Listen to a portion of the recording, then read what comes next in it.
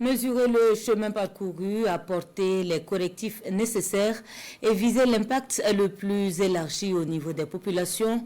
Voilà ce à quoi s'attelle le comité d'orientation du projet communautaire de relèvement et de stabilisation du Sahel. Le démarrage des travaux à Bamako au Mali avec Al-Ousseini Touré.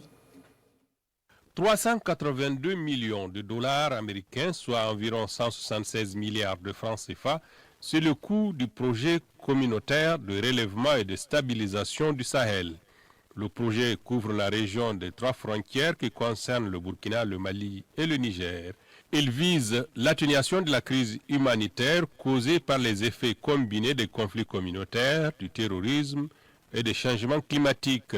Il s'agit donc d'assurer le suivi de la mise en œuvre du PCRES à un niveau régional et national, valider les rapports de suivi de la mise en œuvre du projet, orienter, conseiller et soutenir la production des connaissances, ainsi que le dialogue politique national.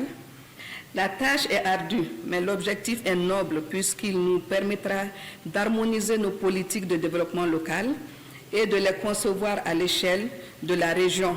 Avec plus de 1,2 million de personnes touchées, le PCRS a soutenu des services et des infrastructures socio-économiques, des données régionales et une coordination.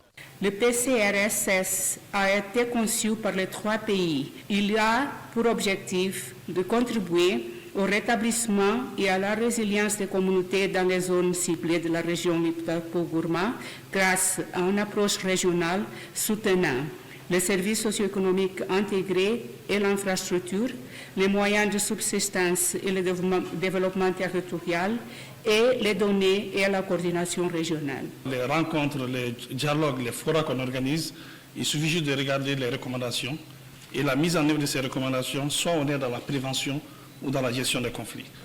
Voilà pourquoi le PCRSS, qui était un projet, un programme au niveau du ministère de l'économie et des finances, et qui est supposé être un projet au bénéfice des populations.